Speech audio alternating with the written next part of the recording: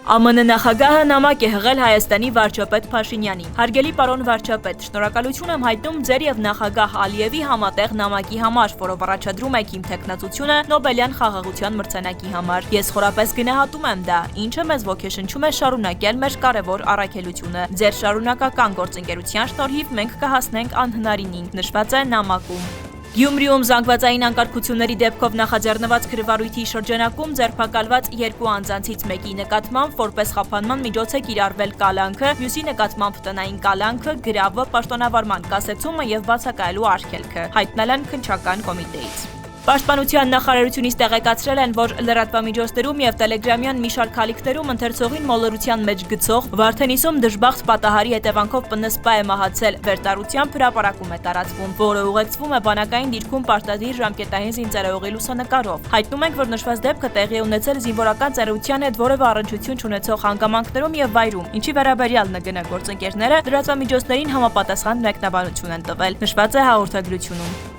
Դոհա կատարած աշխատանքային այցի ընթացքում անվտանգության խորհրդի քարտուղար Արմեն Գրիգորյանը հանդիպել է Կատարի ազգային անվտանգության խորհրդի գլխավոր քարտուղարի տեղակալի հետ։ Կողմերը անդրադարձել են Հայաստանի եւ Ադրբեջանի միջև նախաստորագրված համաձայնագրին, տարածաշրջանում հաստատված խաղաղությանը եւ ապաշրջափակման համատեքստում առաջացող տնտեսական լայն հնարավորություններին ու դրանցում Կատարի հնարավոր մասնակցությանը։